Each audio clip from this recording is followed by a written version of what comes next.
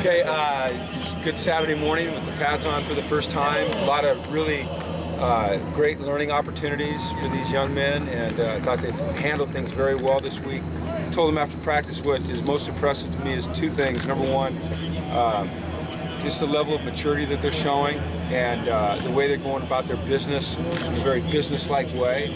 And then the way that they're able to compete hard and with intensity and with physicality and yet still take care of each other, and you're not seeing cheap shots, and you're not seeing a lot of guys on the ground.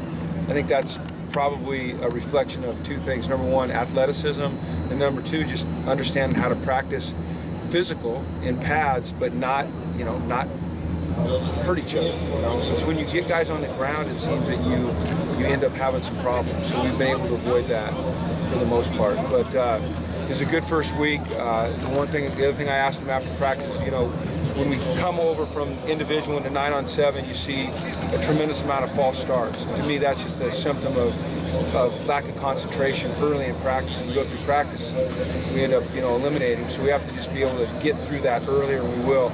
I think going with the cadence the way we are is really going to help Josh. When you can manipulate the cadence the way we want to be able to do, and you have a quarterback as smart as Josh, it gives you a tremendous advantage. Number one, you maybe pull guys off sides. Number two, you can catch them off bounds. But probably most importantly is you can get the defense to show their hand. There's a guy like Josh who can diagnose defenses the way he can. If he can get the ball in his hands before, or if he can see the defense before he has the ball in his hands, then he's going to make the right decisions with regards to where to throw it. So we're going to continue to work through that. And like I said, it was a good first week. So I was impressed with the way all the early admits came in and worked. I thought they all looked like what we thought they'd look like when we recruited them. Certainly, being a quarterback for Matt, that's the most difficult because you can see every single mistake. You can't necessarily see the mistakes the other guys make, but I like the way that they're approaching their work here, and I'm excited about all of them. So it was a good first week. So when you go to pads first day, is the big concern coming away without any injuries? Is that the you know what I worry about, Tracy? I worry about them getting out of control and not cheap shots. It's just there's an anticipation of collisions. They like collisions or they wouldn't play football, and just somebody taking it too far. And I didn't see that today. And then you're right, yeah, just bodies on the ground or injuries, and I think we avoided that for the most part. It looked like Bolu did something to his lower body, but he told me he's okay. It looked like Nate Starks might have rolled his ankle, but he seems to be okay. So I think we came out of it okay. There's always going to be bumps and bruises the first time you put pads on, but like I said, the key, in my opinion, is to stay on your feet. You stay on your feet and you avoid the piles, and you typically can avoid some of the injury issues. Speaking of the running backs, they look like they stood out today. I would agree. I would agree that and when they stand out, I think that is a great indication of what's happening up front. Moving people off the line of scrimmage, creating some running lanes. But then there were some plays where, the defense won. I thought it was a very even practice today in terms of competition. I'm just happy with the progress. I'm happy with the way they're competing. We'll continue to push hard and come out here. We'll have 4 practices next week, and we'll get after it and try to keep getting better. How has Soso changed from this season? Well, if you were to compare him today to his first practice last year in San Bernardino, where he kind of danced around and looked tentative, he doesn't look like that anymore. He's got patience behind the line of scrimmage, but when he sees it open up, he puts his foot in the ground and he gets downhill.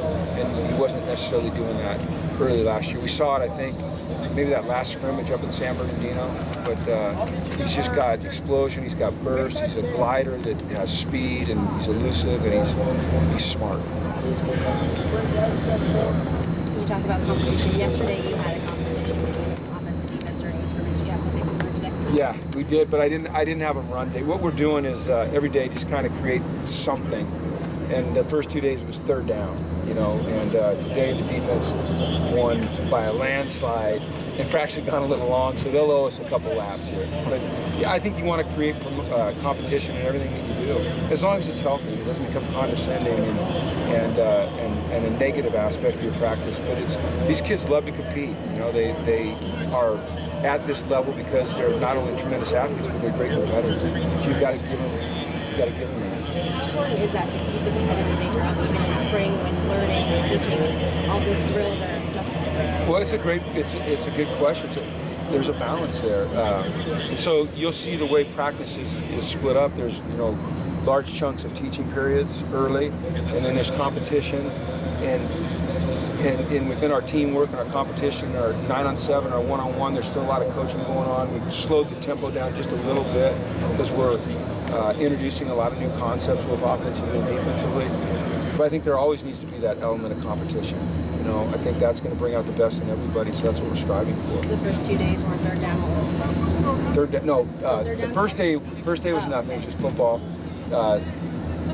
Thursday and today were third down, and it was pretty even on Thursday. Today it wasn't even, so it wasn't even at all. Coach Bradley thought that you purposely keep it close until the very end. Well, I did on Thursday, but today there was just really kind of no way to avoid it. I mean, the count got way out of hand early, so I couldn't budget that much. I'd have lost my credibility. So How's Nick Terry look? The first 2 days without pads, he really flashed. And so when a guy on the defensive line flashes without pads, you kind of discount. You go, well, he might be one of those guys that's really good in the soft gear. But when you put on the pads and see how he does, I think he did some really good things today as well. He's got heavy hands. He's got really good punch. He plays with good leverage.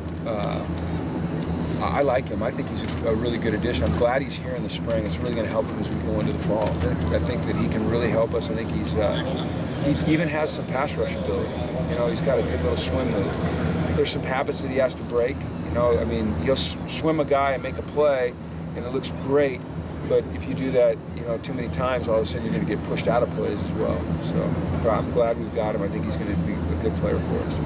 How are you pleased with the development of the guys who are now filling fullback and tight end roles? That's a great question, too. I think Cameron Griffin has been a standout the first 3 days at fullback. He needs to learn how to play with a little bit lower pad level, when he's taking on linebackers and blocking, but that will happen for him because he's really willing. I think you're seeing that his rugby background will be a benefit. And then I'm surprised at his hands. He's got good hands. He'd like to be able to throw the ball to your fullback in the flat, and it looks like we'll be able to do that with him. I thought Ainu has done some good things. When you're a linebacker and Ainu's running downhill, that's it, 290 pounds. That's not something that is a real welcoming sight. Nate Ayese, his role has changed a little bit more. He's been a tight end, H-back. Now he's doing a little bit more on the line of scrimmage, and until Jordan Wilson gets here in the fall. And then I've been impressed with Austin Roberts, very impressed with Austin. I think that Austin is going to be a real weapon for us. I think he can do some things off the line of scrimmage. I think he can do some things on the line of scrimmage, blocking at the point of attack, probably more apt to be on the backside, and I think he's a pass-catching threat as well. So, His dad a tight end pro? His dad was the tight ends coach from the Indianapolis Colts. He's out of football this year, and actually he's been out here with us all week. But I don't know that Alfredo was a tight end. He's just a big man. So. Have you thought at all about Alex Van Dyke at tight end at any point, or no? There His body's a little different. He's linear. He's tall and he's really well built, but he's pretty slender and he's pretty high cut. And I think putting him out on the outside is where he belongs. We'll move him around, but it's more than just the body type you're looking for. It's punch. A guy's got to have punch and be able to roll their hips, and Austin can do those things.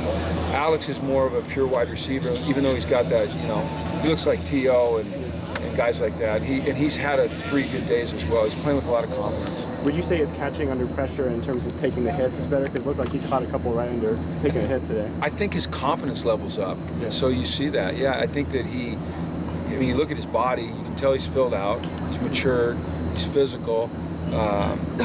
I think his concentration level has improved because his confidence has improved. And so, yeah, he's able to stay focused on the ball. And these guys, they get to this level, and it's just a transition that they all go through. They all pass through it at their own pace. And it seems like not the lights come on, that he just really understands it now. Yeah. I'm excited about our receiving corps. Theo didn't do anything spectacular today, but the first 2 practices he had tremendous catches. Dimitri Felton had a really good catch on the sideline. It's great to have Cordell in. I think he's going to help us. He's big, and you can tell that he hasn't played in a while, but he's still athletic. Kenny Walker's done good things. It's a good group of receivers. So, and Ish has been really good at it. Yeah, that's a good spot for him. A good spot. Just body language, or seems to be liking Ish? everything, yeah. It seems to me that he does too. Yeah, I would agree with you. I saw something on tape Thursday that we've kind of been looking for, and that's you give the guy, a player, the ball in space, and then you let them go make a play with their athleticism, their quickness, and their burst and acceleration. And Ish caught a little pass. Two guys were converging on him, and he was able to split them. And that's what you're looking for. Give him the ball in space and let him go make something happen. I think Ishmael has that ability. So, and I'm happy that he's enjoying it. Okay. Thanks, guys. All right. Thanks.